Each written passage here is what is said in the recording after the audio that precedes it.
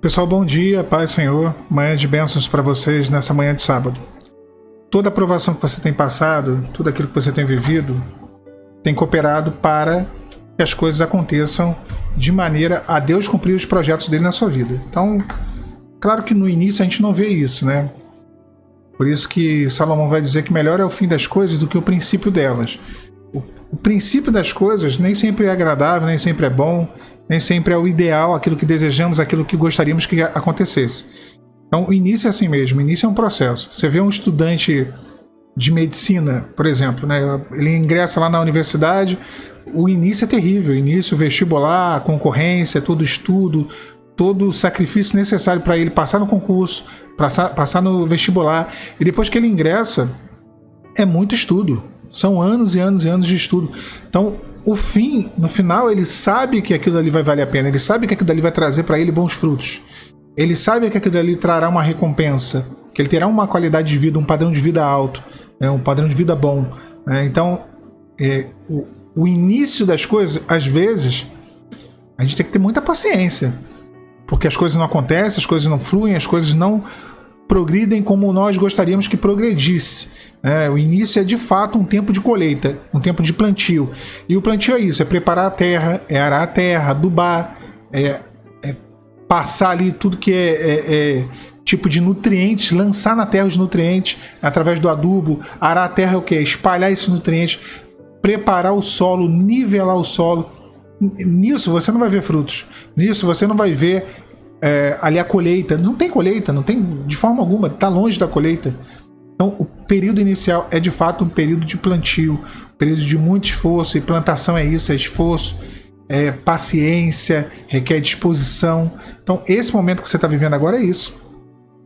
E é importante entendermos, o salmista ele diz: ensina-me a contar os meus dias, Senhor, ensina-nos a contar os nossos dias, para que venhamos a ter um sábio coração. O grande problema é que nós não sabemos contar os nossos dias. Nós não entendemos o tempo do plantio e o tempo da colheita. Nós não entendemos o tempo da busca, o tempo da espera e o tempo de colher aquilo, de viver aquilo que Deus prometeu. Nós não compreendemos. Nós pegamos o texto de Jó, por exemplo, Deus exaltou Jó, Deus virou o cativeiro de Jó, e nós pensamos que aquilo dali se deu assim, no piscar de olhos, no passo de mágica. As coisas deram errado numa semana, Jó perdeu tudo, na outra semana, um mês depois, Jó já estava com tudo ali diante dele, já tinha recuperado tudo aquilo que ele perdeu. Não é assim. Não funciona desse jeito. O exemplo que eu estou dando aqui de Jó mesmo foi uma pessoa que viveu uma vida de restauração. A vida dele foi restaurada. E o tempo se passou ali, eu ouso, na verdade, dizer aqui, sem medo, passaram-se anos, para que os filhos dele, Deus desse a ele novos filhos, crescesse, se assentasse à mesa com ele, ele fosse restituído das suas finanças, da sua família. Anos se passaram. Porque nós temos esse senso de urgência, esse imediatismo. E é muito grande esse imediatismo em nós. Então, o tempo do processo. Davi ficou aí anos fugindo de Saul, anos depois da unção, até que se assentasse sobre o trono. O tempo da unção, até o tempo da promessa, levou muito tempo. Foi muito tempo, né? Foi um período muito longo. José a mesma coisa, viveu isso. Jacó não foi diferente. Abraão a mesma coisa, saiu da terra de seu pai, da terra da sua parentela, ali de Terá. Teve que ir para uma terra que ele nem conhecia. Foram anos, desde que Deus fez a promessa. Deus fez a promessa, ele já era um velhinho, de mais de 80 anos. Deus cumpriu a promessa, ele já era um velhinho, mais velho ainda. Então, quer dizer, ele teve que esperar, até depois da promessa tendo sido feita, ele teve que esperar tempo para que aquela promessa se cumprisse. Nós lidamos muito mal com o processo.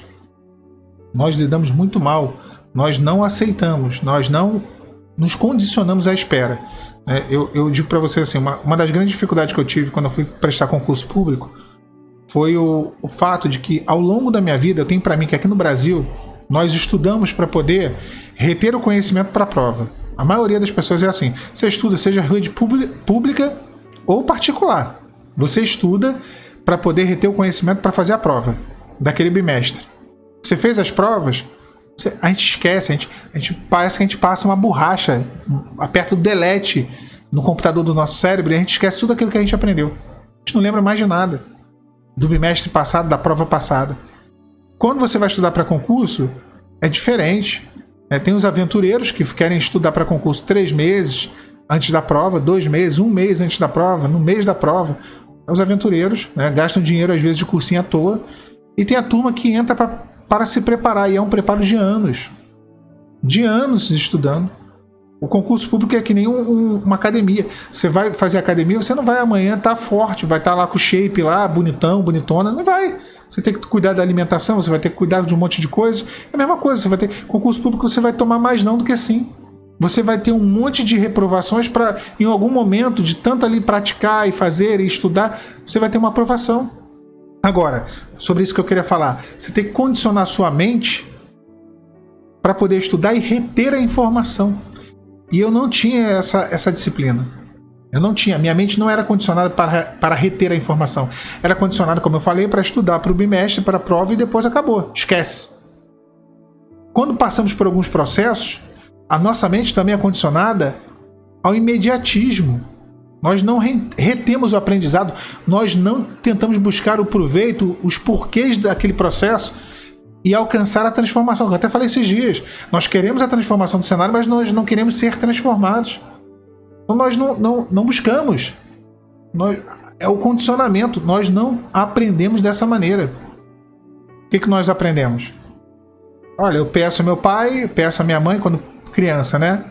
Ele pode até negar, ela pode até negar, uma hora ou outra ele vai me dar. Uma hora ou outra ela vai me dar. Ele não vai criar um processo. Não, olha aqui, eu vou deixar você entrar num processo para você mudar, você ser mudada. Ninguém fala isso para uma criança. O pai e a mãe pode até negar ali no início, mas não demora muito, já está dando presente, já está dando brinquedo, já está dando o que a criança quer, o chocolate, o doce. Então nós fomos condicionados a isso. Pedir e receber. Às vezes, com alguma condição. Ó, se você passar de ano, eu te dou a bicicleta. Se você tirar uma nota boa, eu te dou o videogame. Mas é o pedir e receber. Deus não é assim. Deus ele não cria essas condições de meritocracia. Olha, se você orar, eu vou te abençoar. Se você tiver certinho... Não, senão aí não é graça, aí seria mérito. Né? Como disse C.S. Lewis, se Deus fosse um meritocrata, nós todos iríamos para o inferno, porque não teríamos mérito nenhum para ir para o céu. Então, não é dessa forma. É processo, é graça, é misericórdia. E esse processo, a gente não entende, não entra na nossa cabeça. A nossa cabeça entra em parafuso. A gente buga quando a gente fala de processo. Que negócio é esse? Eu tenho que me moldar, tenho que ser transformado, tenho que ser preparado, tenho que viver É um processo. E essa é a metodologia de Deus. Processos. De Gênesis a Apocalipse, você vai ver processo. Deus podia ter mandado todas as pragas de uma vez só, Deus podia ter construído o mundo em segundos, Deus poderia ter liberado os selos e as trombetas em Apocalipse também, tudo de uma vez. Tu vê processos.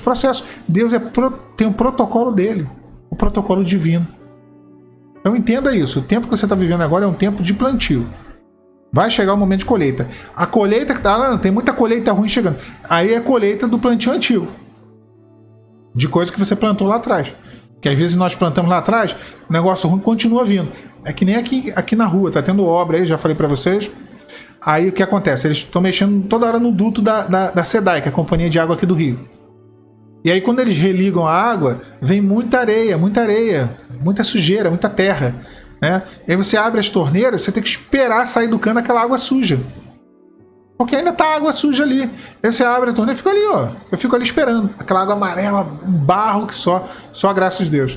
E às vezes é isso. Tá saindo barro, tá saindo aquela água suja, tá saindo ainda a colheita lá de trás, de coisas do passado. Que a gente plantou. Plantio ruim, dura também. Dura. Aí vai acabar essa colheita. O que você tem plantado agora trará uma colheita de novidades e de bênçãos para vocês. Para você, tá bom? Tenha certeza disso? Sobreviva a esse processo aí, que no final tem promessa, tem bênção, tem milagre para sua vida. Deus te abençoe, meu irmão, minha irmã, a paz de Cristo.